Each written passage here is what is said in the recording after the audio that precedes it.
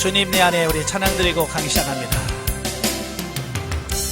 언제나 내 모습 너무나 부끄러워 무릎으로 주님께 기도로 가오니 나 홀로 서 있는 죽은 내 영 깨우사 주님만 나를 깨워 내 영 살게 하소서. 주님 내 안에 주님 내 안에 내 안에 계시고 주님 내 안에 주님 내 안에 나를 세워주소서. 아멘. 기도하겠습니다. 은혜로우신 아버지 감사합니다. 오늘도 우리를 훈련의 장소로 인도하시고 영성으로 세워져 갈 수 있는 은혜를 주셔서 감사합니다. 정말 우리가 신령한 집으로 건축이 되어지고 주님이 내주 내지하셔서 주님과 날마다 함께하는 우리 삶이 되어지게 하옵소서. 오늘 성령의 구원사역 종합합니다. 성령께서 우리 지각을 열으셔서 알게 하시고 생각나게 하시고 깨닫게 하옵소서. 시종을 주님께 맡겨오며 예수님의 이름으로 감사하며 기도합나이다. 아멘. 예, 오늘부터는 4주 동안 우리가 했던 그 훈련 과정을 종합 한번 해보도록 하겠습니다. 훈련 과정은 65페이지고요. 나눠주신 누임을 보시면 훈련 과정 성령의 구원 사역의 종합. 처음 네 기둥 중에서 처음 기둥이 성령의 구원 사역이죠. 예, 성령의 구원 사역은 우리 영혼 안에서 이루어지는 일이에요. 예, 죽었던 영혼이 거듭나고 거듭난 영혼이 성장 성숙해 가면서 어떻게 우리가 성장해 가고 성숙해 가는가라고 하는 그 부분을 다루고 있습니다. 자, 성령의 구원 사역에서 제1단계는 자연 상태라고 그러죠. 예, 자연 상태. 그럼 뭘 자연 상태라고 하느냐? 그 정의를 보시면 성령의 구원 사역에 있어서 자연 상태란 영혼의 자기 존재를 발견하고 인식하는 단계다 그랬습니다. 그러니까 대부분의 기독교인들이 영혼의 존재를 인식하지 못하고 살아간다라고 하는 겁니다. 예. 대부분의 성도들이 자기 안에 영혼이 있어요. 근데 영혼의 존재를 인식을 못해요. 많은 분들이 그래요. 목회하신 분들도 많이 그렇고. 예? 그래서 이 자연 상태는 내 안에 분명히 영이 존재하는데, 그죠? 영이 존재하지 않은 사람 없죠? 다 영이 존재합니다. 그 존재한 영을 어떻게 우리가 인식하고 그 영을 중심으로 갈 것이냐라고 하는 부분이 굉장히 중요한 거거든요. 그래서 영혼이 있지만 영혼을 발견하지 못해. 근데 내 안에 있는 영혼을 발견해가는 그 단계를 우리가 자연 상태다라고 말씀한다 그 말입니다. 자, 영성훈련이란 성령께서 우리에게 하나님의 거룩한 인격과 품성을 입혀가시는 과정을 말한다 그랬어요. 예, 우리가 예수 그리스도를 믿어요. 신앙생활을 해요. 그래도 이 영성이 덧입혀지지 않으면 우리는 육성으로 삽니다. 그죠? 영성의 반대는 육성이고 육성의 반대는 영성이거든요. 그러니까 육성이라는 것은 그냥 육의 본성, 육신의 본성을 따라서 그냥 살아가는 겁니다. 네. 그런데 그 육신의 본성으로 살아가는 삶은 결국 뭐라고 그랬어요? 사망이라고 그랬어요. 죽음이라고 그랬어요. 그래서 하나님께서는 우리를 그 육신을 따라 사는 삶을 영적인 삶으로 바뀌어가길 원하시는 겁니다. 그래서 저와 여러분을 영성훈련을 시키시는 겁니다. 왜? 훈련 없이는 안 되거든요. 그냥 여러분 시간 지나면 저절로 바뀌어집니까? 난 그랬으면 좋겠어요. 그냥 교회 다니지 몇 년 되면 그냥 자동적으로 바뀌어지고 이렇게 새로워지면 좋겠어. 근데 그게 안 돼. 오랜 동안 신앙생활에도 훈련하지 않으면 이건 죽을 때까지 해도 안 반해. 참 저는 이제 연세 드신 분, 뭐 60, 70, 80대신 분하고 상담도 해보는데요. 예, 나이 들었다고 병은 바뀐 게 아니에요. 어찌 보면요, 더 자애성이 견고해졌어요. 자기만의 생각이 너무 견고해. 그래서요 70, 80 되신 분들하고 영성훈련하면 힘들어요. 왜냐면 아무리 얘기해도 자기 주장을 굽히질 않아요. 고집이 얼마나 센지 몰라. 그래서 제가 그래, 젊었을 때 영성도 해야지. 늙으면, 나이가 들면 이게 고착화돼요. 굳어버려요. 자기 생각에 굳어버리고. 그래서 이게 이제 변화되는 게 쉽지 않아요. 그래도 해야 되죠. 뭐 어쩔 수 없어요. 그런데도 연세 드셔도 하니까 바뀌더라고요. 좀 느려서 그렇지 바뀌긴 해요. 그래서 훈련 없이는 안 되는 겁니다. 그래서 왜 영성훈련 하느냐? 성령께서 우리에게 하나님의 거룩한 인격과 품성을 입혀가시는 과정을 훈련 과정이에요. 영성훈련이라 그러는 겁니다. 우리가 육신의 성향으로 살던 우리를 여기다 예수 그리스도의 인격을 덧입혀줍니다. 예수님의 거룩한 품성을 우리에게 입혀줍니다. 입혀주면 돼요. 그래서 우리가 입는다라는 표현을 성경에 많이 나와요. 그죠? 그리스도를 옷 입고. 자, 옷을 입는다라고 하는 것은 뭘 말합니까? 단순히 옷을 입는 게 아니라 우리 사람들은요, 옷을 입으면 삶이 바뀌어요. 그러니까 예를 들어서 이런 거야. 막 그냥 늘상 일하는 작업복 입으면 어때요? 그냥 아무데나 덜퍼럭 주저앉아서 그냥 해요. 근데 양복 입고 있으면 어떻게 해요? 아무데나 앉으라 그래도 안 앉아요. 못 앉아요. 정 앉아내리면 수건 꺼내서 탁 펴가지고 쫙 깔고 앉지요. 왜? 옷이 그렇게 바뀐다니까요. 그러니까 품성으로, 우리가 예수 그리스도의 품성으로 덧입혀주면 그 예수 그리스도의 품성으로 살아가게 돼 있어요. 그게 안 되면 우린 여전히 육성을 따라서 그냥 살아가는 거예요. 그래서 하나님께서 훈련을 통해서 우리를 바꿔주시는 겁니다. 자, 영적인 삶은 육신이 영혼을 인식하고 영혼이 자기 존재를 발견하게 되는 것으로 시작된다. 영적인 삶은 영의 존재를 인식하고 발견할 때부터 비로소 영적 삶이 시작이 되어지는 거예요. 그러니까 아무리 많은 오래 신앙생활을 해도 자기 영의 존재를 인식하지 못하면 영성이 안 되는 거예요. 수십 년의 신앙생활에서 자기 영의 존재를 인식하지 못하면 영적인 삶을 못 사는 거예요. 그런데요, 신앙생활을 한 지 얼마 안 돼도요, 영의 존재를 인식하면요 영적인 삶을 살아요. 왜? 영이 발견하는 것이 어쩌면 영성의 기초예요. 출발점이라고 볼 수 있어요. 그래서 우리 안에 영이 있다는 걸 우리가 인식을 하고 그 영의 존재를 발견해가는 게 중요한 겁니다. 근데 아까도 말한 것처럼 많은 사람들이 그 관심이 없다는 거예요. 관심이. 그저 세상에서 먹고 사는 이 문제 때문에 바빠가지고 영적인 부분에 관심이 없어. 그러니까 영적인 삶을 못 사는 거야. 수십 년 신앙생활해도 여전히 똑같이 육신 중심에서 살아가는 우리의 모습을 보게 되는 거예요. 자, 그래서 그러면 영혼을 어떻게 발견하느냐? 우리 영혼을 어떻게 발견하냐? 첫째는 교육을 통해서 우리가 깨닫게 돼요. 가르쳐야 돼요. 그죠? 그러니까 이 말씀을 안 들으면 영혼에 대한 관심이 없어요. 근데 설교나 이런 강의를 듣다 보면 영에 대한 관심이 생기고, 정말 영이 있다고? 관심이 있어요. 저도 이제 마찬가지예요. 저도 신학을 하면서도 신학은 했지만 영의 존재는 인식을 못했어요. 왜냐하면 신학교에서 영의 존재를 배워본 적이 없어요. 인간론 배웠지만 인간론 2분설, 3분설 이런 것만 얘기했지, 영의 존재에 대한 분명한 이런 존재 인식을 못 시켰어요. 그래서 영혼의 존재가 있다는 걸 그냥 모르고 그냥 목회를 한 거예요. 그러다가 영성훈련을 가니까 내 안에 영이 있다는 거예요. 물론 영이 있다는 걸 알았죠. 왜? 나중에 영이 죽으면 천국 간다는 걸 배웠으니까. 그러니까 막연한 걸로 생각했지, 정말로 우리가 지금 훈련을 해서 말한 것처럼 영의 존재를 인식하고 영이 변화 훈련 성장 성수시켜서 예수 그리스도의 품성을 덧입혀서 예수 그리스도를 닮아가는 삶을 산다라고, 이건 배워보지 못했던 말씀이거든. 그래서 강의를 통해서 내 안에 영이 있다는 거예요. 영이. 그리고 그 영이 발견되어진다는 거예요. 그래서 교육을 통해서 아는 거예요. 그리고 여러분들이 계속해서 성도들에게 우리 안에 영이 있다, 영의 존재를 인식을 시켜줘야 되고, 발견하도록 도와줘야 되는 거예요. 교육을 통해서, 그 다음에 말씀을 통해서. 성경 말씀에 우리 안에 영이 존재한다는 거 이미 말씀하고 있잖아요. 그죠?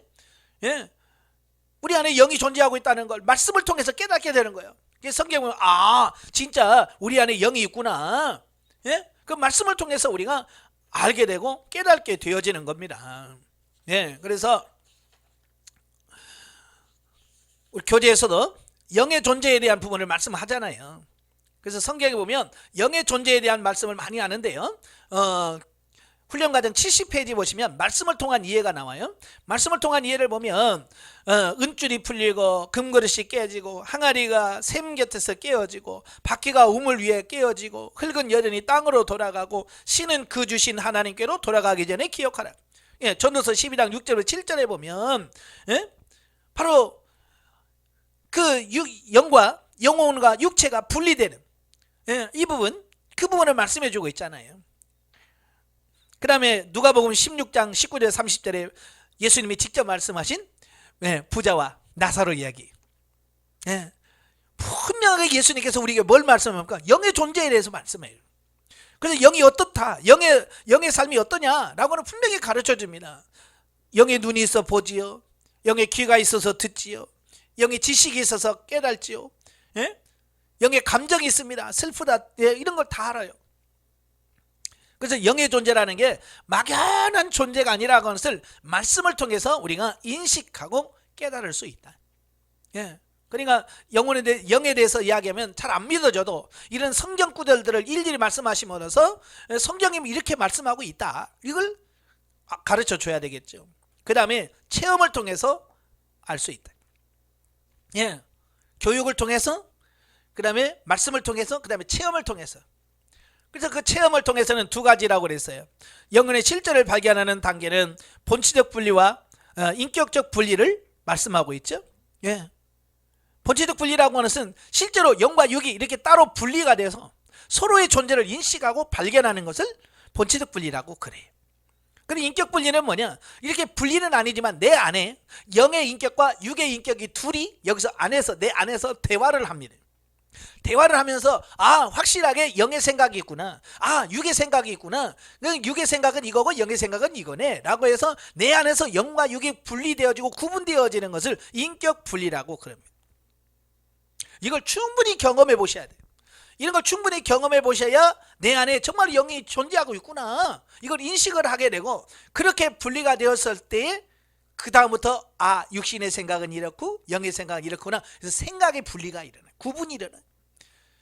그 생각의 구분이 일어나야 뭐가 돼요? 이제 삶이 이루어지는 겁니다. 대부분의 많은 사람들이 이게 안 이루어지는 거예요. 그래서 영 그러면 우리는 막연하게 생각을 합니다. 영 하면 그냥 그렇게 예수 믿다가 그냥 죽으면 영이 가서 천국 가겠지 뭐, 이렇게만 생각을 해요. 막연하네. 근데 성경은 막연하다고 생각하지 않는단 말이에요. 분명히 뭐라고 했어요? 영에는 기능이 있다고 분명히 말씀했어요. 그죠? 영은 막연하게 있는 게 아니라 영의 기능이 있어요. 그래서 이미 강의 시간에 우리가 말씀을 드렸죠. 그래서 76페이지 보시면 영의 기능이 있다. 세 가지 기능이 있다고 그랬어요. 양심, 직관, 영교라고 하는 그 영의 기능을 가지고 있습니다. 그래서 보면 양심이란 옳고 그름을 분별하는 기능이다. 하나님께서 인간을 만드실 때 우리 영에다가 양심의 기능을 주었어요. 그래서 양심은 뭐냐면 뭔가를 옳고 그름을 판별할 수 있는 이걸 능력을 말합니다. 이건 누가 가르쳐줘서가 아니에요. 그냥 어떤 일을 딱 닥치면 그냥 여기서 그냥 알아줘요. 분별이 딱 되는 거예요. 그죠? 예를 들어서 도둑질을 하려고 딱 마음먹은 순간 뭐예요? 여기서 쿵쾅 하면서 양심이 나에게 신호를 딱 보내주잖아요. 그죠? 누가 여기서 도둑질은 나쁜 거야 라고 말 안 해도, 그죠? 여기서 그냥 해주는 거야. 그래서 우리가 양심으로만 살아도 우리는 죄 안 짓습니다. 근데 이 죄인들은 그 양심마저도 어때요? 무디게 만들어요. 그 양심대로 안 살아요. 양심이 있지만 양심을 따라 알지 않고 양심을 그냥 뭐라고 할까요? 짓밟고 그냥 양심에 따라 안 살아요. 그래서 에베소에 보면 뭐라고 하나요? 화인 맞은 양심이다 그랬어요. 화인 맞은, 불로 지져 아예 감각을 상실해버린. 그래서 요즘에는 사이코패스라는 말이 많이 나오잖아요. 이 사이코패스가 뭐예요? 양심의 기능이 마비된 사람을 말합니다. 그래서 그들은 사람을 죽여놓고도 그게 얼마나 그게 무서운 죄인지 몰라요. 이게 무서운 거죠. 양심이 완전히 마비돼 버린 그런 삶을 말하는 겁니다. 그 다음에 직관은 뭡니까? 직관은 영의 감각기관을 말하고 그랬어요. 그래서 영적 실제를 감지하는 기능을 말한다 그랬어요. 예, 그래서 영적인 부분들이 알아져지고 깨달아지고 하나님의 임재를 알아져지고 이제 이런 부분들을 바로 영의 직관이라고 할 수 있습니다. 그 다음에 영교는 뭡니까? 영교는 하나님과 영적 교제를 나누는 기능을 말한다 그랬어요. 영은 하나님과만 교통하는 이런 기능이 있습니다. 그래서 이렇게 영혼은 막연한 것이 아니라 바로 양심, 영교, 직관이라고 하는 기능을 갖고 있고 또 독자적인 지성과 감성과 감정과 의지, 인격적 요소를 가지고 있습니다. 여러분, 어떤 사람에게는 감정, 인격의 3요소가 있죠. 지성, 감정, 의지. 이건 인격의 3요소죠. 우리 혼에도 있습니다. 혼에 그 기능이 있던 것처럼 영도 똑같은 이런 지정의가 있습니다. 그래서 영도 영 나름대로의 인식, 지식이 있습니다. 알아지는 게 있습니다. 그리고 느끼는 게 있어요. 슬프다, 기쁘다, 아프다, 괴롭다, 이걸 느낍니다. 그걸 가장 잘 보여준 게 누가복음 16장 19절 31절 부자와 나사로 비유보면 아주 그걸 잘 느낄 수 있습니다. 예. 그래서 그 뭐라고 그래요? 나 지금 이 불 가운데서 나는 지금 괴롭습니다. 괴롭다는 그 감각이 있다는 거죠. 그죠? 그리고 내 형제가 이곳에 오지 않도록 해주세요 라고 하는 말은 뭐예요? 감정이 있다는 거예요. 동생을 사랑하는 그 감정이 지옥에 가서도 있더라는 거예요. 그게 없었다면 동생이 지옥에 오든지 말든지 무슨 말 할 이유가 없겠죠. 그죠? 근데 동생은 우리 형제들이 이곳에 오지 않도록 해달라 라고 말하는 것은 뭡니까? 동생을 사랑하는 감정이 있다는 거예요. 자, 이렇게 영혼에 분명히 기능도 있을 뿐만 아니라 인격의 3요소를 가지고 있습니다. 그래서 사도 바울은 이걸 따로 다른 사람이다. 그래서 이 혼과 이 육적인 것과 비교하기 위해서 속사람이라고 따로 이걸 구분해 놓은 겁니다.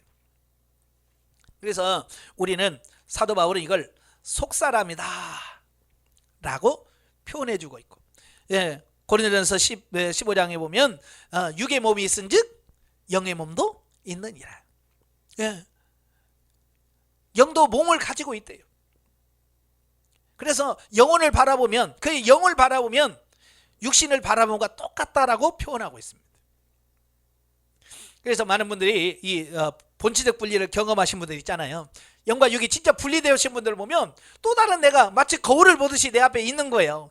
근데 거울은 단면만 보이는데 실제로 이 분리돼서 보면 입체가 완전히 이렇게 똑같이 마치 사람과 사람을 보듯이 똑같이 이렇게 느껴지는 걸 보는 거예요. 이건 영혼의 존재가 분명하다는 것을 우리가 말씀해 주고 있습니다. 자, 이 자연 상태에 있는 사람의 특징을 보면 네 가지로 말씀드리시는데, 첫째는 육신 중심이고 자기 중심적이다. 왜냐하면 육신이 주인 행세를 한다는 겁니다. 사실은 우리 주인은 누구예요? 영이 주인이죠.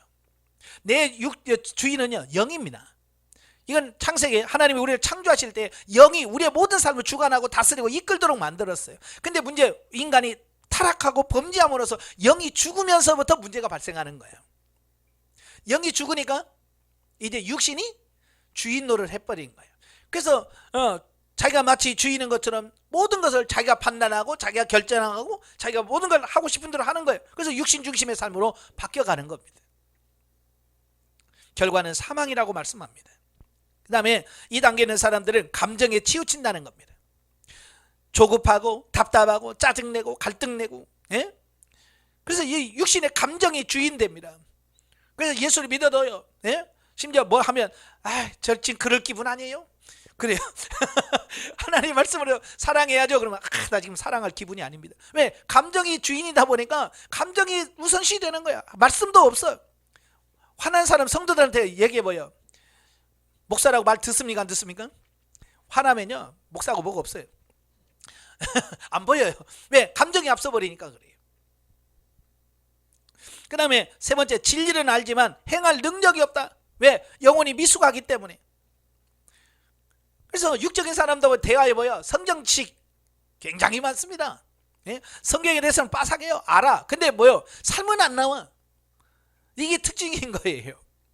왜냐하면 아까 말한 것처럼 그 영의 하나님의 거룩한 인격과 품성이 덧입혀져야 되는데 이게 안 되는 거예요. 영에 하나님의 인격과 품성이 입혀져야 되는데 그게 입혀지는 과정이 없는 거예요. 그러니까 어때요? 예수 안 믿는 사람이랑 똑같은 거예요. 그 다음에 네 번째가 하나님과 관계없는 일에 바쁜 특징이 있어요. 그래서 이 자연 상태에 있는 사람들 만나면 전부 다 한결같이 뭐하고 살아요? 그러면 아유 바빠요. 근데 뭔들 몰라 뭔지 모르지만 바빠. 진리가 아는 일에 그렇게 바쁜 거야. 저도 옛날에 그래 봤으니까요. 예, 그냥 그렇게 바빠요. 예. 그래서 뭐가 바쁘냐고 물어봐도 확실하게 뭐 때문에 바쁘다는 말을 못해. 그냥 설교도 있고 뭣도 있고 막 준비도 해야 되고 그래서 바빠. 사실 삶 속에서 설교 준비하는 시간 몇 시간이나 돼요? 기도하는 시간 몇 시간이 됩니까? 사실은 별로 안 되거든요. 근데 이게 막 감정이 바쁘다는 감정으로 막 치우쳐 버리니까 이게 분별이 안 돼요. 저도 사실 그랬거든요. 근데 어느 날 하나님께서 저한테 그래요. 야, 바쁘다는 것도 감정이란다. 십자가에서 처리해라 그러시더라고요. 그래서 하나님 알겠습니다. 주님 이 바쁘다고 느끼는 감정도 십자가에 처리시켜 주세요라고 기도했어요. 딱 기도하니까 기도하고 얼마 지나지 않으니까요. 시계가 안 가는 것을 느껴요. 그 전에는 시계가 얼마나 빨리 가는지 돌아서 보면 어이구 벌써 1시간 갔네. 어이구 큰일 났네. 맨날 그러면서 살았거든요. 근데 한참 뭘 하고 봐도 시간이 안 가 있어요. 예, 단때 같으면 한 자리 훨씬 지나가 같은데 1시간도 안 지났어요. 이게 감정이 차분해지니까요. 예, 바쁘다는 감정이 없으니까요. 바쁘다고 생각이 안 들어요. 그 감정도 처리시켜야 돼. 바쁘다고 느껴지는 감정. 그걸 처리시켜줘야 돼. 그 다음에 이 자연 상태에 있는 사람들의 훈련은 뭐냐? 첫째, 영혼에 대한 바른 인식을 가지는 훈련을 해야 된다. 예, 영이 뭔지, 영의 존재를 어떻게 하려면 영이 어떻게 성장해야 되는지 이런 바른 훈련을 통해서 이 영이 바른 인식을 갖도록 하셔야 돼요. 왜?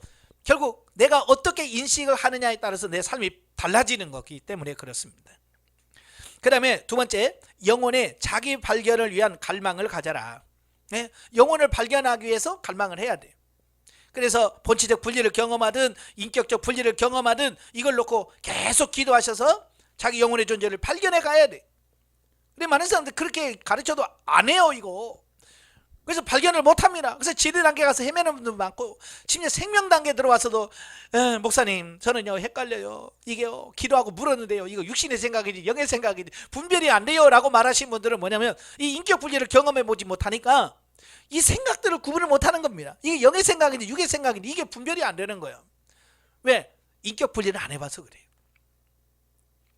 인격 분리를 경험해 보셔야 돼요. 예, 그래서 인격 분리를 경험해 보시면 이래 누워있으면요 내 안에서 머리에서 두 가지 생각이 막 서로 대화를 합니다. 참 신기해요. 네, 이렇게 누워있으면 내 안에서 머릿속에서 뭐 해라 마라 둘이 막 얘기를 해요. 인격 분리를 하면서. 네? 그럼 가만히 보면 하나는 영이고 하나는 육인 거예요. 네?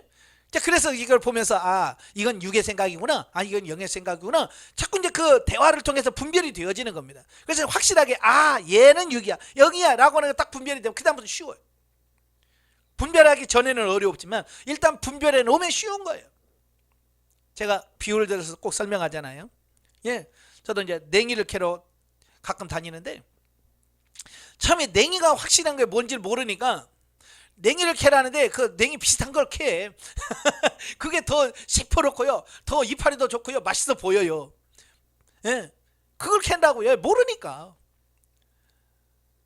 냉이는요 더 삐쩍 말라고요, 색깔도 조금 약간 보랏빛 나고요, 영 맛없게 보여요 이렇게 보면.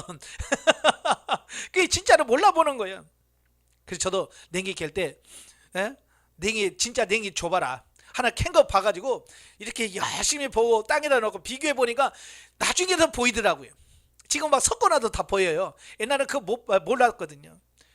확실하게 냉이구나, 이게 딱 냉이다 라고 아니까 그 다음부터는 이제 풀 안 캐요. 옛날에는 풀반 냉이 반 어쩌면 풀이 더 많았겠는데. 예? 분별을 확실하게 아니까 그다음부터는 혼돈이 없는 거예요. 그래서 인격 분리를 충분히 하셔야 돼. 그 다음에 세 번째가 자아파쇄를 전심해야 된다. 예, 자아가 뭐라고 그랬어요? 예, 나라고 생각했던, 이게 나야 라고 생각했던 내 생각, 내 감정, 이 모든 것들을 말합니다. 이런 것들이 파쇄가 돼야 돼. 그래서 이걸 깨트리기 위해서 하나님께서 이렇게 저렇게 훈련시켜 가르치는 거죠. 그래서 훈련을 시켜서 그런 부분들을 많이 깨트려야 그 자아를 얼마만큼 깨트리냐에 따라서 내 삶이 바뀌어지는 이런 부분을 보게 돼요. 그 다음에 네 번째, 범사에 감사하고 성령의 지도 인도받는 훈련을 해야 된다. 그래서 묻고 행하는 훈련을 계속 해야 됩니다. 그래서 제가 숙제를 해드리죠. 하루에 100번 이상 물어야 된다. 꼭 하루에 100번 이상씩 하나님 어떻게 할까요? 무엇부터 해야 됩니까? 라고 계속 물으면서 하나님의 말씀을 따라서 갈 때에 내 자아가 파쇄가 되어지고 내가 예수 그리스도를 따라 사는 그 삶이 되어진다라는 겁니다. 자, 그래서 이 자연 상태는 우리 사람으로 말하면 유치부부터 시작해서 초등학교 수준까지를 자연 상태라고 그럽니다. 자, 그래서 초등학교를 졸업하면 중학교로 가지요. 예, 그 중학교는 뭐냐? 윤리 단계입니다. 교재는 81페이지. 자, 81페이지 보시면 윤리 단계가 나오죠. 자, 윤리 단계는 정의를 한번 보겠습니다. 정의. 기독교 윤리를 말하며 성령의 감동으로 기록된 하나님의 말씀을 영혼의 지성과 이성을 통하여 윤리적 차원에서 지켜 행하는 단계다 그랬어요. 자, 윤리는 두 가지라고 그랬어요. 세상 윤리와 기독교 윤리요. 세상 윤리는 뭐냐? 하나님과 관계없이 세상 사람들이 모여서 형성되어지고 만들어진 윤리를 세상 윤리라고 그래요. 이걸 세상 윤리, 세속 윤리 또는 일반 윤리라고 합니다. 다 똑같은 말이고요. 이 윤리는 법적 제약은 없어요. 그걸 안 지켰다고 해서 벌을 받는 건 없어요. 그냥 다른 사람이 눈총을 받을 뿐이죠. 예. 그럼 기독교 윤리는 뭐냐?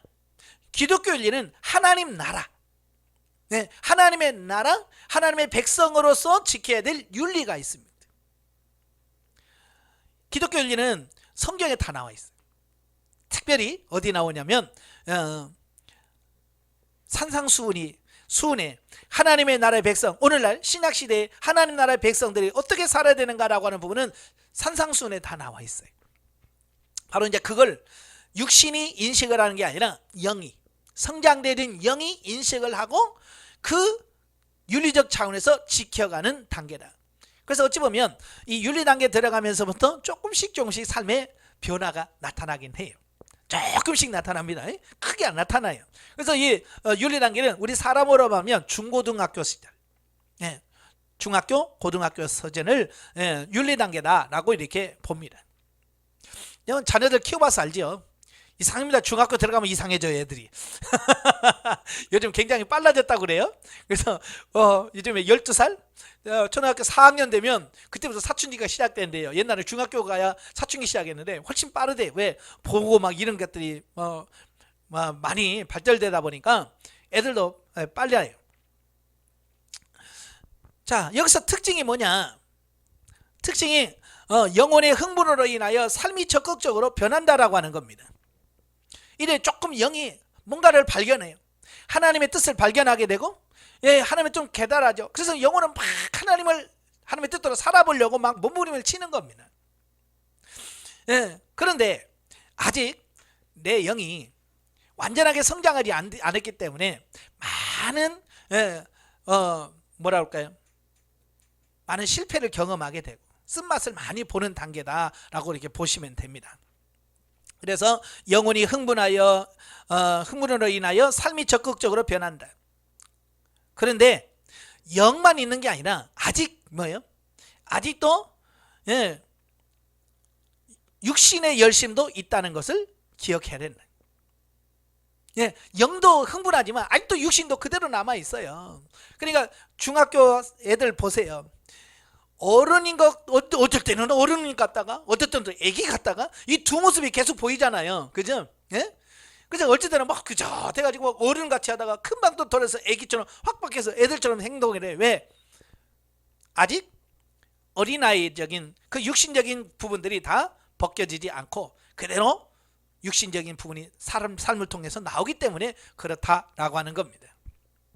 그 다음에 두 번째, 하나님을 사랑하는 농도가 더욱 깊고 풍성해진다 그랬어요.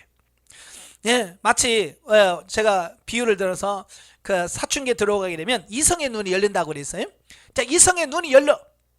그래서 그전에는 이성에 대해 관심 없던 사람도 이제 사춘기에 들어가면서 이성에 관심을 갖게 되고, 예, 그렇게 해서 관심을 가져. 마찬가지, 이 하나님의 사랑이 깊어지면서 영의 그 하나님을 향한 사랑이 조금씩 인식이 되어지고 깨달아지고, 예? 그래서 하나님을 더 만나고 싶고 막 이런 부분들을 보게 됩니다. 그래서 하나님의 은혜와 사랑을 경험하게 됨으로써 깨닫게 된다. 이때 뭐요? 다양한 경험과 어떤 이런 부분들이 필요하고요. 그런 부분을 통해서 어때요? 넓혀지는 겁니다. 넓혀져. 자, 이렇게 보니까 그래요. 애들 커서 보니까 중학교 고등학교 때 막 연애도 해보고 막 남녀도 막 사귀어본 애들이 시집도 장가도 빨리 가더라고. 왜요? 많이 사귀면서 이성에 대한 이런 것들이 많이 뭐요? 알아지는 겁니다. 그런데요, 뭐 쑥맥이처럼 그냥 한 번도 연애도 안 해보고 뭐 남자친구 여자친구 한 번도 안 해본 애들은요, 이건 30이 가도 몰라. 30이 넘어도 모르고요, 40이 가도요 장가 갈 생각도 안 하고 시집 갈 생각도 안 해. 왜? 안 해본 사람 몰라 그게 뭔지. 참 그렇더라고. 그걸 보면서 이 경험을 많이 해봐야 돼요. 하나님을 사랑하고 막 이런 부분들은 많이 경험을 해봐야, 예? 그 영이 빨리 깨어나. 빨리 깨어나서 더 폭이 넓혀지는 걸 보게 돼. 그 다음에 세 번째가 뭐냐? 영혼과 육체와의 대화가 가장 많은 시기다 그랬어요. 그 자연 상태에서 인격 분리를 통해서 영과 육의 대화가 많다고 그랬죠. 네, 네, 많아져요. 근데 제일 많을 때가 언제냐? 바로 윤리 단계입니다. 윤리 단계 때 영혼과 육체와의 이 대화들이 참 많아집니다. 많아지면서 점점 뭐요? 예전에는 육신의 생각이 많았다면 이제 영의 생각이 많아지는 이런 부분들을 경험하게 되어 있어요. 예.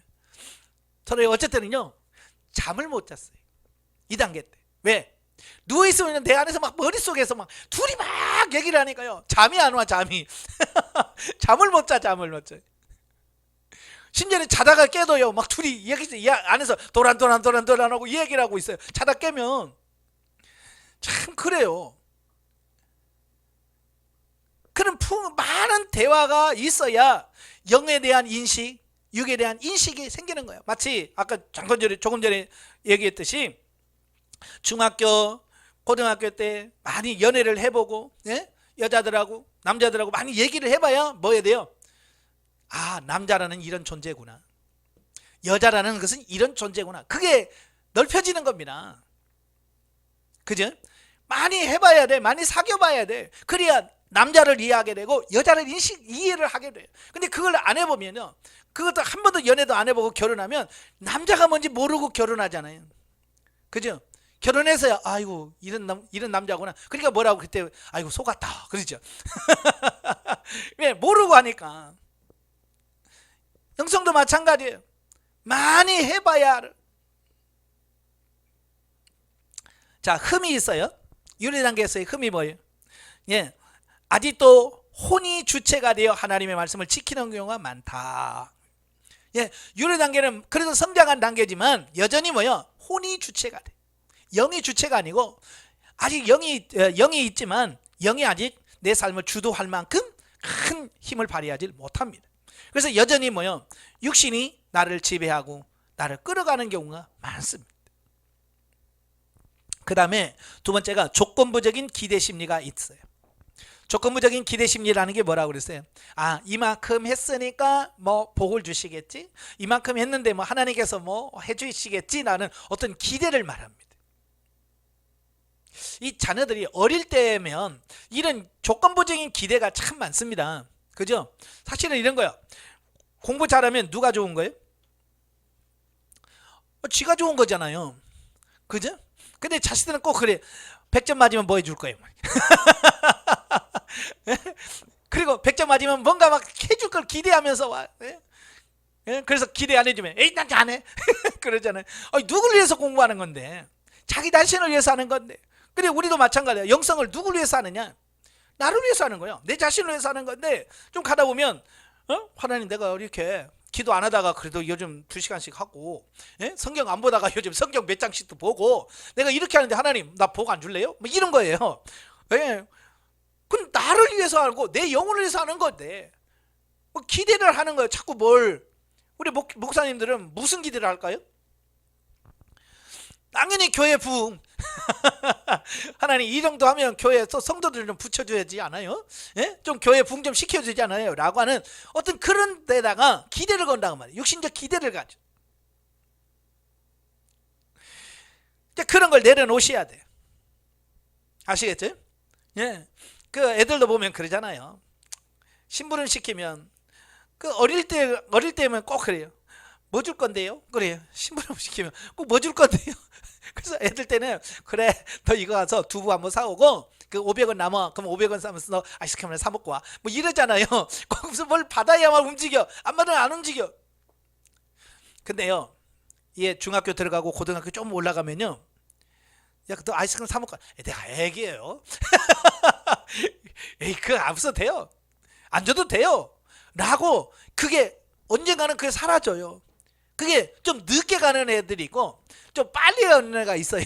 어떤 애들은 중학교 때 그걸 깨달아 에이 이제 안 받아요. 에이 그거 없어도 제가 해요. 라고 하는 데가 있고 어떤 애는 20살 넘어도 꼭 뭐 줄 건데요. 이런 사람은 꼭 있거든요. 왜냐하면 아직 그 부분에서 깨어지지 않은 부분들이. 그죠? 예. 조건부적인 기대 심리가 아직도 남아있기 때문에 그런 거예요. 심지어 영성훈련하다 보니까 생명단계에 와서도 이게 안 깨지는 분들이 너무 많더라고요. 그래서 하나님 제가 이렇게 했잖아요. 맨날 이렇게 했는데요. 왜 안 해주세요? 이만큼 했는데요. 왜 안 해주세요? 라고 하는 그걸 놓지 못하는 부분들이 참 많아요. 이것도 깨야 됩니다. 자, 그래서 윤리단계는 사람의 훈련은 뭐냐? 자기를 드리는 절대적인 헌신과 희생이 요구된다.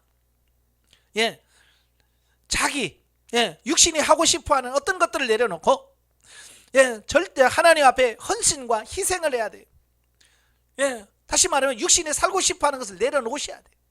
쉽게 말하면 이런 거야. 막 돈을 많이 벌고 싶은 생각, 또 막 출세하고 싶은 생각, 막 이런 거 있잖아요. 우리 목사님들 막 교회 부흥시키고 싶은 욕망, 이런 것들을 다 내려놓으셔야 돼요. 철저하게 그걸 내려놓으셔야 돼요. 내려놓고 어때요? 정말 내가 하나님 앞에 엎드려서 기도하는 시간들을 내야 돼요. 그렇지 않으면 이게 안 되더라고요. 기도하는 시간 더 많이 가지셔야 되고 성경 읽는 시간 더 많이 가져야 되고 그래서 하나님을 위해서 더 희생하고 헌신하는 시간들을 많이 가지셔야 돼요. 그 다음에 두 번째는 뭐냐? 영적인 삶을 위해 적당한 긴장감이 필요하다라고 하는 겁니다.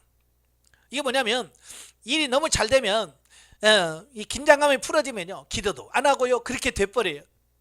그래서 하나님께서 계속해서 우리에게 고난을 주시는 이유는 뭐냐? 긴장하고 있어. 너무 긴장 풀지 마. 그래서 우리가 어때요? 조금 일이 잘 돼서 좀 그럴 것 같으면 일이 확 꼬여. 그래서 또 기도하게 만들고. 그러잖아요. 왜? 계속 그렇게 하지 않으면 우리가 성장이 안 돼. 그죠? 그래서 하나님께서 계속 우리로 하여금 긴장하게 만드시는 겁니다. 그래서 꼬리에 꼬리를 물고 계속 문제가 계속 이제 문제 풀려서 좀 괜찮나 싶으면 또 새로운 문제, 또 이제 풀려서 좀 괜찮나 하면 또 문제. 왜? 그렇게 하지 않으면 우리가 성장하지 않기 때문에 그래요. 그래서 중학교 고등학교 가면 맨날 시험 봅니다. 그죠? 긴장 풀려서 조금 놀만하면 시험, 중간고시, 또 기말고시, 또 먼고시, 뭐 학력평가 계속 봅니다. 그래서 뭐예요? 공부하는데 긴장 풀지 말고 계속 공부해서 어때요? 계속 가라고 그렇게 하는 거거든요. 그 다음에 세 번째, 영혼 육체의 분리 대화를 통해 폭넓은 영성을 추구해야 된다 그랬어요. 이건 계속해서 해 나가야 될 이 부분이다라고 보시면 되겠습니다. 자, 윤리단계는 그렇고요. 자, 윤리단계는 우리가 상담을 받으면서 가난 2-5 여류가 무너지면서부터 윤리단계가 시작이 되어집니다. 자, 그 다음에 세 번째 단계가 진리단계입니다. 페이지로 86페이지 보시면 성령의 구원사역에 있어서 진리단계가 나옵니다.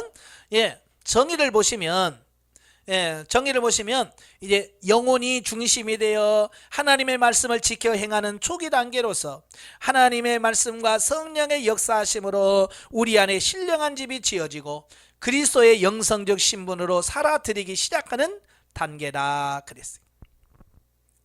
자, 자연 상태는 우리가 유치부와 초등부라고 그랬죠. 그 다음에 윤리 단계는 중고등부라고 그랬어요. 그러면 이 진리 단계는 뭐냐? 청년 대학부 청년부라고 볼 수 있겠죠. 이제 대학교 들어가면서부터 이제 청년 결혼하기 이전의 상태를 진리 단계다라고 이렇게 보면 되겠어요. 굉장히 많이 성장했죠. 성장을 했어요. 그래서 이제 뭐냐? 영이 중심이 되어 하나님의 말씀을 지켜 행하는 초기 단계예요. 그래서 우리도 대학교만 들어가도 어때요? 이제 스스로가 뭔가를 결정하고 판단해서 살아갈 수 있는 그런 단계가 되어진 어떤 이런 성숙한 단계라고 볼 수 있겠죠. 그러나 완벽한 단계는 아니에요. 그죠? 그래서 청년 때는 부모가 뭐예요? 도와줘야 되고 분별해 줘야 되고 이제 그런 부분이 약간씩은 필요한 거죠. 예. 자, 그러면서 우리 안에 신령한 집이 지어지더라라고 하는 겁니다. 예, 우리 안에 신령한 집이 이 진리 단계 때부터 지어지기 시작하려 합니다. 그래서 신령한 집이 지어진다라고 하는 것은 뭐라고 그랬어요? 예, 히브리서에 보면 구약의 성전은 보이지 않는 신령한 집을 짓는 모형과 예표 그림자라고 그랬잖아요. 그죠? 그래서 구약에서 신령한 집이 지어져야 성전이 지어져야 하나님이 그 안에 머물러 계신 것처럼 우리 오늘 신약시대는 우리가 신령한 집으로 지어져야 삼일째 하나님이 내 안에 들어오셔서 나와 동행하시고 함께하는 그런 삶이 되어집니다. 그래서 우리가 신령한 집으로 지어지지 않으면 하나님과 동행하는 삶이 불가능한 거예요. 그래서 우리가 신령한 집으로 지어져야 됩니다. 그래서 진리 단계 때부터 이제 하나씩 이제 신령한 집으로 지어지기 시작을 합니다. 그래서 언제 완성이 되느냐? 이제 생명 단계에 들어가게 되면 완성이 됩니다. 그래서 여러분들이 상담받으면서 이제 생명 단계에 들어가게 되면 가나안 4-7이 되면 이제 여러분들에게 제가 그럴 거예요. 예? 이제 신령한 집이 완성이 되어졌고요. 내주 하셨습니다. 라는 말을 할 거예요. 네. 그래서 비로소 이제 하나님과 동행하는 삶이 이루어지기 시작하고요. 자, 그때부터 뭐요? 이제 영성적 삶으로 살아들여집니다. 그래서 지금부터 어쩌면 진리 단계에서부터 그 어른으로서 신분에 맞는 삶을 살아가는 준비를 하는 겁니다. 그래서 청년 대학교에서 이제 결혼을 해서 이제 남편으로서 어떻게 살 것이냐, 아내를 위해서 어떻게 살 거냐, 또 자식을 낳은 부모를 어떻게 살 거냐, 이런 것들을 준비해가는 단계가 청년 대학부이죠. 예. 그래서 이런 부분들이 잘 준비되어 가지고 이제 결혼을 해야 가정을 온전히 꾸릴 수가 있는 겁니다. 근데 대부분이 그런 걸 모르고 가정을 이루어. 그죠? 그래서 어려운 거예요. 그래서 요즘에 많은 젊은이들이 이혼을 많이 하는데 그런 결혼에 대한 준비가 없어요. 예, 그런 준비 없이 하다 보니까 적응하지 못하고, 그래서 많은 사람들이 성격 차로 해서 이혼한다고 그러는데, 그래서 지금도 이혼하는 이유가 뭐냐? 그러니까 제 1위가 성격 차이래요. 여러분, 부부가 성격 차이 안 난 사람 있어요, 없어요? 아마 성격 차이 없는 사람 찾으라면 거의 없을걸요. 다 성격 차이가 납니다. 그러면 다 이혼하라고. 예, 그 성격 차이를 극복해 가고, 근데 그걸 할 수 있느냐 없느냐, 이제 그게 중요한 건데요. 예. 그래서 이 진리 단계는 그래도 제법 어른스러운 삶이 나오는 단계다. 예. 자, 특징을 보면 영혼의 의도대로 육체가 따라주지 못함으로 힘이 든다 그랬어요. 예, 다 육체적으로 다 성장을 했어요. 다 성인으로 돼. 근데 아직 뭐요? 어른 같은 삶이 안 나오잖아요. 그죠? 그래서 힘든 거예요, 청년들이. 영적으로도 마찬가지예요.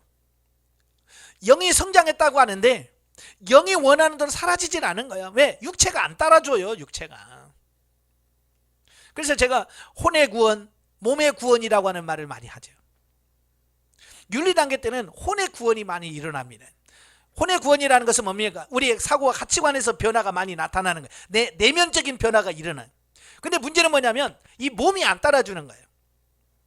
그런데 이 진리 단계에 들어가게 되면 이제 몸의 구원이 일어나.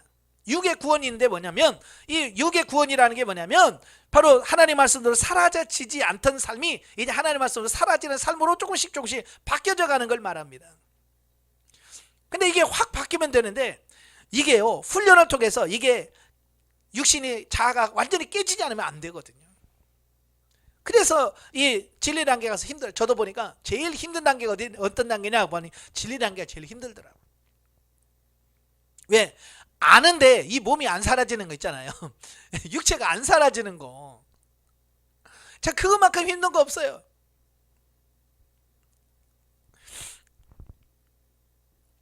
두 번째, 환경과 사건으로 우리의 혼에 붙어있는 육적 자아를 파쇄시킨다 그랬어요. 그래서 윤리 단계 때까지도 계속해서 우리 육을 처리를 하죠. 그런데요, 이 육적 자아가요 완전히 파쇄되는 게 아니라 얼마나 끈질기게 살아남는지 모릅니다. 여러분, 여호수아서를 읽어보시면 그 여호수아가 거의 5년 반, 6년 가까이 가나안 정복 전쟁을 합니다. 여리고부터 무너뜨려서 남방을 치고 북방을 치는 데까지 5년 반이 걸려요. 5년 반을 했는데도요 가나안 족속을 100% 추방 못했죠. 많은 것이 남겼어요. 특별히 이 기브온 거민 같은 경우는 아예 속여가지고요 언약까지 맺어버려요. 이거 있어요. 우리가 완전히 처리해야 되는데요, 그럴싸한 육신의 본성들이 많이 남아있거든요. 그 처리 아니고 그대로 남아있어요. 그래서 그것 때문에 이 많은 감정들이 있는 거예요. 그걸 처리해야 되는데 안 처리해요. 그러면 하나님께서 그걸 처리하는 방법이 뭐냐? 망신당하게 하는 거예요. 예, 망신을 당하게 만들어요. 여러분들이 진리 단계 들어가면 망신당합니다. 예? 저도 참 여러 번 망신당했습니다. 예? 이 설교하는 것도 마찬가지예요. 설교하는 것도 저도 이제 원래 목회될 때 말 못해가지고 말을 잘 못해가지고 나 말 못해서 나 목회 못해요 그랬거든요. 근데 내가 훈련시켜 주겠다. 그래서 하나님께서 그렇게 했어요. 그래서 1년 동안 직장 전도사 가가지고 1년 동안 매일 아침 가서 예배 드리는 거예요. 설교하는 거예요. 그러니까 거기서 훈련을 시키는데, 이 듣는 청중들은 그냥 직장에서 일하는 사람들이거든요. 걔네는 신앙생활로 오는 사람들이 아니요, 돈 벌러 오는 사람들이죠. 근데 사장님이 안수 집사님이시니까 그 욕심으로 자기 직장을 거룩한 하나님의 일터로 만들겠다고 해서 매일같이 예배를 드려. 근데 이 직원들은 뭐 그 사장의 마음을 이해합니까? 못하지요. 그냥 돈 벌어야 되니까 와서 앉아 있는 거지 뭐. 그러니까 저한테는요 설교 연습하기는 딱 좋은 거예요. 뭔 말해도 못 알아먹으니까. 그냥 야곱이 아브라함을 낳았어요. 그래도 그냥 그러고 있고 뭐. 모르니까 성경도 모르지. 그런 사람들 앞에서 1년 동안을 제가 설교를 하면서 거기서 훈련을 시켰어요. 그래서 1년 그렇게 하니까 뭐 서당계 3년이 풍을 얻는다고 이 설교가 뭔지 조금 눈에 띄더라고요. 그렇게 1년을 하고 나니까. 그다음부터 이제 설교에 자신감이 붙었어요. 예. 그래서 이제 누가 나 설교 안 시켜주나 누가 나 안 불러주나 그러면서 살았는데, 그래서 이제 개척을 해서 어디 가니 제가 설교 못한다는 사람 못 들었거든요. 그러니까 난 개척만 하면 막 성도들이 막 몰려올 거야 막 생각을 하고, 나처럼 설교 잘하는데 뭐 그러면서 나름대로 교만해 있었어요. 근데 진리 단계 딱 들어가니까요 설교가 안 되는 거 있죠. 와, 이거 진짜 설교가 안 돼요. 설교가 진짜 한 번은요 하나님 말씀을 주세요. 근데 말씀을 안 줘. 진짜 말씀을 안 줘. 그래서 막 주문을 만들어야 되겠네. 하나님 말씀이 안 주시는 거야. 그래서 그 옛날 문방구에 사장님한테 전화해가지고 제가 좀 늦어요. 좀 1시간만 좀 기다려줘요. 그러니까 이제 하도 이제 많이 하다 보니까 알았어요. 빨리 오셔야 돼요. 그래서 퇴근한다는 걸 붙잡아 놓고 아버지 줘야 돼요. 하나님. 그래서 겨우 받아가지고 막 타이핑 해가지고 그래서 문방구 가서 이제 복사를 해왔는데, 문제는 주일날이 돼서 설교를 해야 되는데 도대체가 이게 뭘 해야 되는지 머리가 진짜 완전 비어버려 뻥 해가지고요 아무것도 생각이 안 나는 거예요. 다른 때는요, 딱 설교 전에 머릿속에서 서론, 본론, 결론 이게 쭉쭉쭉쭉 나와 있거든요. 그래서 하나님 어떻게 할까요? 그러면 이렇게 이렇게 결론이군요. 그래서 머릿속에 이렇게 딱 이게 딱 설교 원고가 머릿속에 딱 잡혀요. 예, 그러면 돼. 근데요, 그날따라 하나도 없는 거예요. 이게 진짜 백지. 이제 오전 11시 예배는 됐는데 찬양 시간 10분 전에 이제 찬양 인도하러 강대상에 섰는데 머리가 멍해가지고 무슨 말을 해야 되며 뭘 해야 되지 진짜 감이 하나도 안 오는 거예요. 그래서 점점 시간은 가는 거예요. 찬송도 하지 뭐 신앙고백 있지. 나는 온통 뭐야, 아버지 빨리 줘요, 말씀 줘야 뭘 하지. 나는 아무것도 못합니다 막 그러고 있는데도 하나도 안 줘. 기도가 끝나서 설교 시간이 됐어요. 설교를 해서 자, 오늘 주신 말씀은 같이 읽겠습니다 하고 성경 읽으면서도 하나님 뭐라고 설교해야 돼요? 속은 계속 하나님 뭐라고 설교해야 돼요? 계속 하는데 말씀이 전혀 생각이 안 나는 거. 본문을 다 읽었어요. 아멘까지 했는데도 설교 생각이 하나도 안 나. 진짜 난 그런 거 처음이야. 나 막 등에서는 땀이 막 세 줄로 막 쭉쭉쭉 흘러가는 게 느껴. 줌이 쭈르륵 흐르는데도 아무 생각이 안 나. 그래서 이렇게 1분 있었는데요. 그 시간이 얼마나 긴지. 성도들은 이제 본문 읽었으니까 설교해야지 하고 이렇게 쳐다보고 있고 나는 뭘 하고 있고 그러다가 우리 본문 다시 한번 읽겠습니다. 그리고 본문 읽으면서 아버지 빨리 줘요, 나 큰일 났네, 빨리 줘요. 그리고 본문을 다 읽었어요. 근데도 생각이 안 나는 거예요. 진짜 아무 단어도 생각이 안 나고요. 진짜 아무 말도 안. 예. 제가 그때 목회 전도사들로 10년 지났거든요. 10년 했으면 아무리 못해도 뭐라도 해야 될 거 아니요. 그죠? 뭘 못해도 한 20분 동안 못 떠들었어요. 근데요, 진짜 백지가 딱 되니까 진짜 아무 말도 못하겠네. 아무 말도 못하겠네. 그래서 다 읽고 또 만 하고 있는 거예요. 그러다가 우리 한 번 더 읽겠습니다. 그리고 또 3번 읽었어. 3번 읽었는데 아무 생각이 없어. 그래서 오늘 하나님께서 말씀은 안 주십니다. 기도하겠습니다. 그래서 성경 본문만 3번 읽고 끝냈어요. 그리고 축도까지 마치고 딱 있으니까요 25분이야 11시 25분 11시에서 시작했는데 끝나고 나니까 11시 25분이야 그리고 강대상 내려가가지고 성도들 아이고 고셨습니다, 아이고 고생하지 뭐 이런 인사를 못 하겠더라고요. 얼마나 창피하니 얼굴이 화끈화끈하지. 예? 그래서 제가요 축도 끝나고 그냥 강대상에 돌아서 앉았어. 못 내려가고 창피해가지고 못 내려가겠더라고. 10분을 앉아있는데요 이 사람 갈 생각을 하네. 다른 때 같으면 빨리도 가더만 안 가. 그런 과정을 거치게 했어. 그래서 이제 창피해가지고 10분 있다가 안 되겠다 해서 인사하고 이래 하나님 배 엎드려서 하나님 이게 뭡니까? 망신을 줘도 뭐 이런 게 있습니까? 그래서 하나님 막 기도하는데 주님께서 뭐라고 말씀하냐면 야 설교를 누가 하니? 설교를 누가 하느냐는 거예요. 저는 제가 한다고 생각했는데 아니야, 내가 하는 거야. 하나님께서 말씀하시는 네가 설교하는 게 내가 하는 거야. 그걸 통해서 확실하게 깨달은 거예요.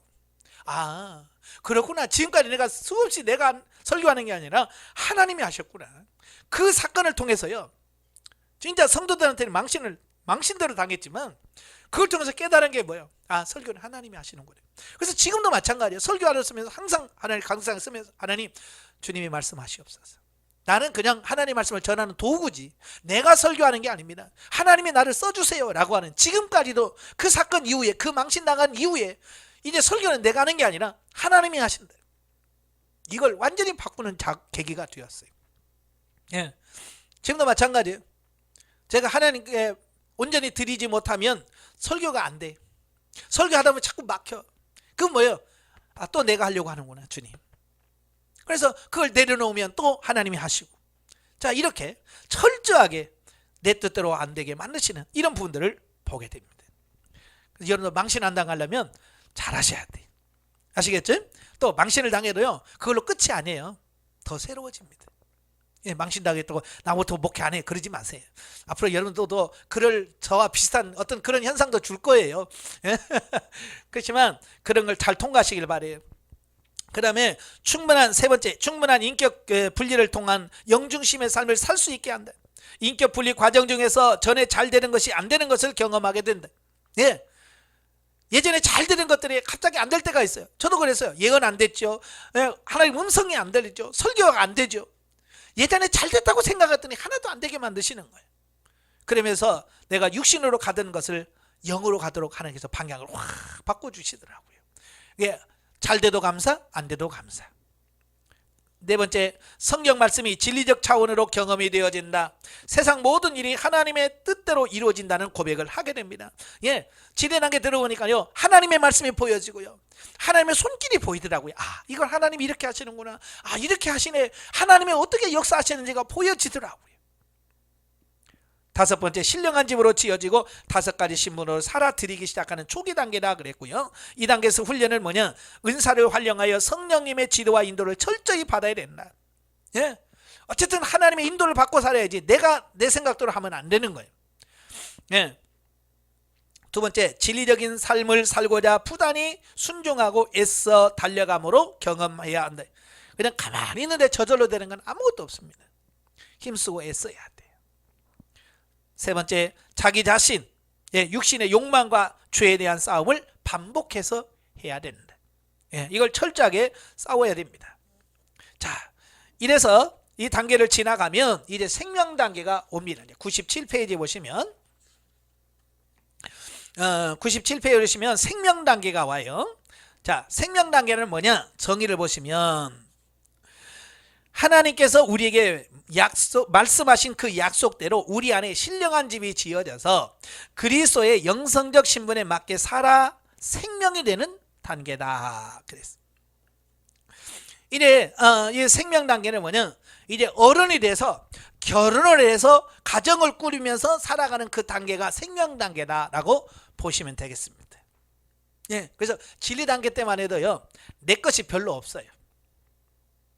생명 단계 들어가면요, 모든 게 내 것이 돼요. 생명으로 바뀌어지는 것을 보게 됩니다. 자, 여러분들 경험해 보셨을까요? 우리 여성분들 결혼하기 전에 돈 벌면 어떻겠어요?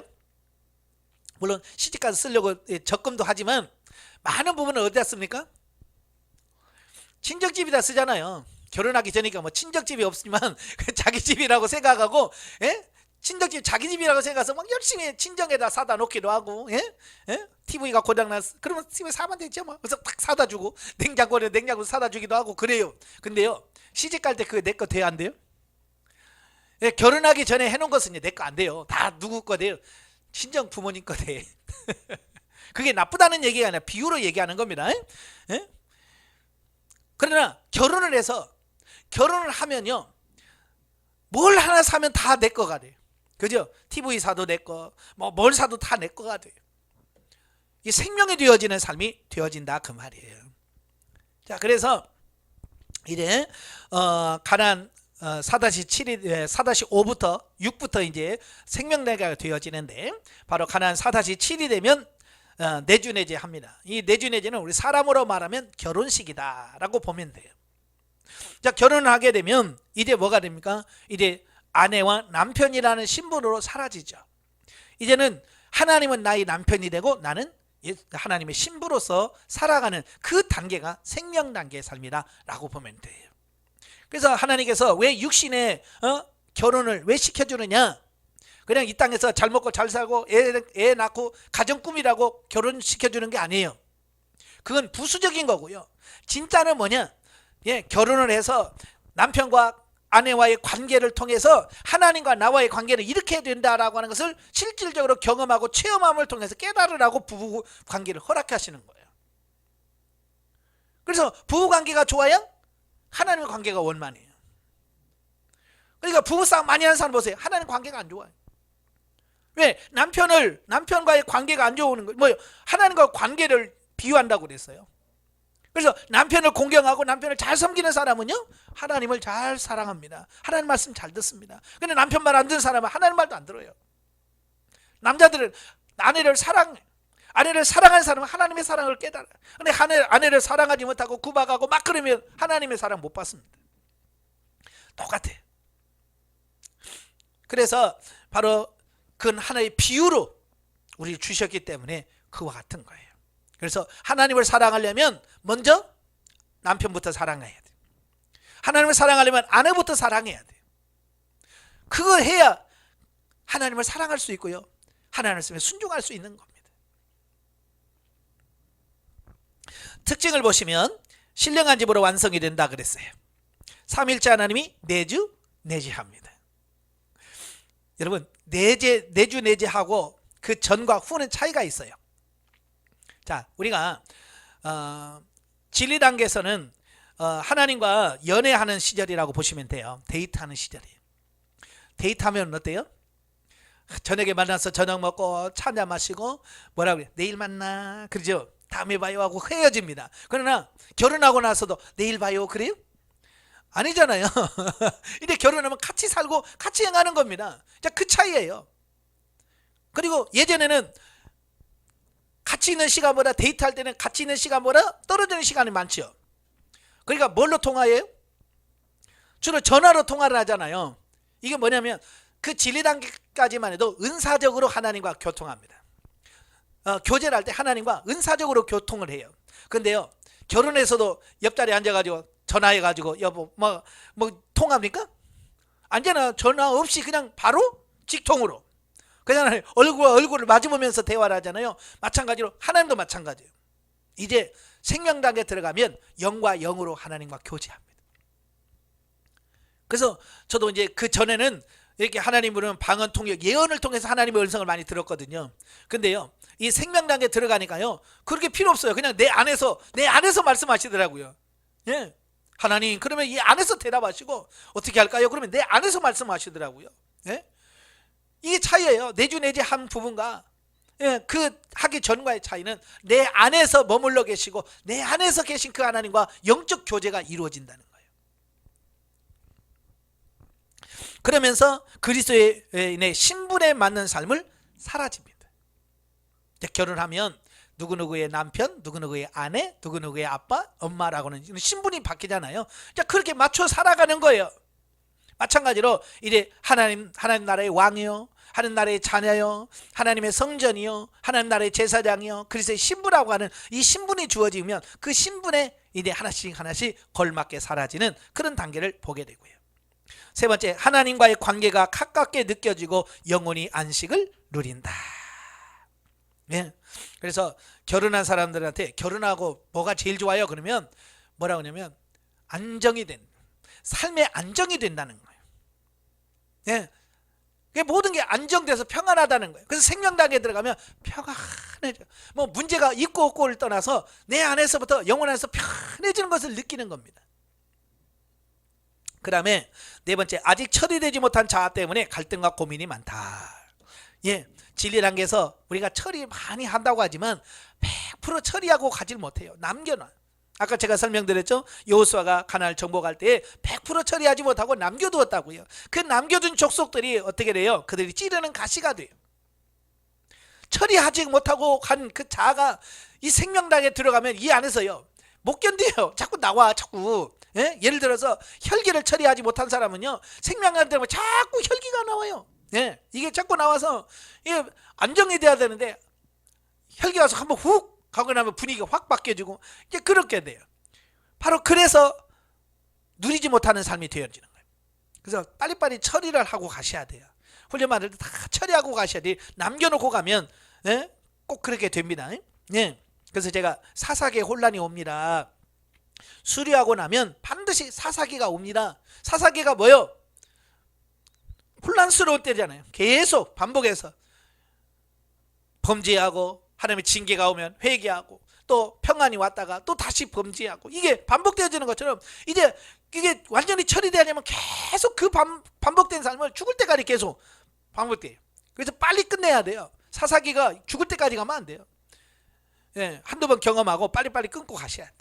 그 다음에 다섯 번째, 육신에서 비롯된 모든 것을 신뢰하지 않고 성령님을 철저하게 의지하게 되는데, 예, 이제 육신에 나온 거나 이거 다 이거 죽고 썩는 거구나 이걸 아니까 더 이상 육신에 매이지 않고 하나님 어떻게 할까요? 성령님 어떻게 할까라고 물어서 성령의 지도인들을 받아서 살아가는 그 삶이 되어지는 겁니다. 그 다음에 여섯 번째, 영안이 열려 죽고 썩을 것이 무엇인지 분별하게 됩니다. 신령한 고민이 많아지며 모든 삶을 생명으로 옮길 수 있는 안목이 열린다 그랬어요. 예, 이제 그때 가면 이게 그렇게 그 전에 죽고 썩는다 그래도 이게 뭔지 몰라. 예, 예, 물질이 죽고 썩는다고 왜 물질이 죽고 썩고? 예, 이걸 이해를 못하는데 이제 그게 이해가 되는 거야. 이래서 죽고 썩는 거구나. 이제 그게 알아지면 이제 실질적으로 영적인 삶을 실제로 살게 되는 겁니다. 그다음에 훈련. 자, 깨달아지는 대로 과감하게 실행할 때 실제가 되어진다 그랬어요. 많은 분들이 생명당국에서 목사님 힘들어요, 너무 공고해요, 뭐 이렇게 허전해요 라는 말을 많이 해요. 그럼 제가 그 생명이 안 돼서 그래요. 하나님의 말씀에 순종하지 않으면요 이 생명당국에 와서도 평안하지가 않아요. 마치 사사기에서 하나님 말씀 떠나서 우상숭배하면 바로 고난이 오죠. 똑같아요. 내가 하나님 중심으로 살지 못하고 육신적으로 살면 바로 어떻게 육신에 힘듦이 와요. 그래서 그런 걸 통해서 내가 또 육신 중심으로 갔구나 깨달아야 돼. 그래서 하나님 말씀에 과감하게 순종하는 이런 부분이 돼야 돼요. 그래서 처리 안 하면 처리하고요, 버리라 그러면 버리고요, 빨리빨리 해서 그래 빨리빨리 어떻게 빨리빨리 하는 게 제일 중요한 겁니다. 이거 붙들고 있어봐야 그게 더 힘든 거예요. 두 번째, 영적 긴장을 풀지 말고 긴장해라. 부단히 성장하려는 노력이 필요하다. 자칫 안일에 빠진다 그랬어요. 이제 생명 단계에 들어가서 그 평안을 좀 맛을 보면 사람들 긴장 확 풀려버려. 이젠 됐구나, 야 이젠 끝났네, 그러면서 아예 이제 긴장을 확 풀어요. 안 돼요. 꼭 긴장 풀 때 뭐가 오냐, 꼭 문제가 옵니다. 그래서 하나님께서 중간중간 하나님께서 긴장 풀지 말라고 고난을 하나씩 탁탁 던져줍니다. 예? 훈련을 한 번씩 줘요. 저도 그래요. 저도 문제가 없으면 긴장 풀어지거든요. 그래서 가끔 한 번씩 하나님께서 저에게 긴장을 딱 주십니다. 설교할 때 긴장 안 하죠. 그러면 가끔 보면 저도 설교 시간에 말문이 턱턱 막히게 만들어버려요. 설교하는데 잘 되다고 갑자기 설교가 잘 안 돼요. 안 풀어져요. 그러면 또 하나님께서 기도하라고 신호오시구나. 주님 알았습니다. 그리고 또 기도해. 그러면 또 돼. 그러면서 그렇게 안 되게 가끔씩 한번 하셔요. 왜? 그래야 내가 긴장 풀지 않고 계속 가니까. 눈치가 빠르니까 빨리빨리 그걸 깨달으니까 그게 오래 안 가는 거예요. 눈치 없어 봐요. 나중에 진짜 설교 죽쓰고 막 그래도 못 깨달으면 못하죠. 성장하니까 눈치는 빨라져요. 눈치가 빨라서 빨리빨리 눈치채고 빨리빨리 바뀌어지는 거예요. 세 번째, 부르짖는 기도와 묵상 기도가 병행되어야 된다. 성장을 해도 항상 부르짖는 기도와 묵상 기도가 같이 가야 돼요. 묵상 기도는 성령의 내적인 충만을 가져와요. 부르짖는 기도는 외적 충만을 가져옵니다. 그래서 우리는 내적 충만과 외적 충만이 같이 가야 돼요. 어느 한쪽으로 치우치면 안 됩니다. 근데 많은 분들이 성장을 하게 되면 부르짖는 기도 필요 없다라고 얘기를 하는데 절대로 아니에요. 성장을 해도 부르짖는 기도가 있어야 됩니다. 그래서 부르짖는 기도와 묵상으로 조용히 기도하는 시간을 같이 가야 돼. 저는 그래서 지금도 그래요. 새벽 기도 시간에는 부르짖어 기도해요. 그 다음에 저녁에 잠자기 전에는 묵상으로 기도합니다. 그래서 이 부르짖는 기도와 묵상 기도가 항상 이렇게 같이 가야 돼. 그래야 영이 깊어집니다. 묵상 기도 안 하면요 영이 깊어지질 않아요. 조용히 앉아서 하나님과 푹 깊이 가다 보면 그 깊이 들어갈 수 있습니다. 아시겠죠? 그래서 이 부분을 잘 기억하시면 좋겠습니다. 자, 그래서 오늘은 훈련 과정 중에서 성령의 구원 사역에 대한 부분을 네 단계를 이렇게 쭉 살펴보았고요. 다음 주에는 성령의 은사 사역을 같이 보도록 하겠습니다. 기도하겠습니다. 은혜로우신 아버지, 우리가 이미 배웠지만 우리가 또 잊어버렸던 것을 다시 한번 재정립하게 하셔서 감사합니다. 우리의 영이 이런 자연 상태와 윤리, 진리, 생명 단계를 거쳐서 성장 성숙되어지게 하시고 하나님이 보시기에 아름다운 존재로 바뀌어지는 귀한 역사가 있게 하여 주시옵소서. 예수님의 이름으로 감사하며 기도합나이다. 아멘. 하나님께 드립니다.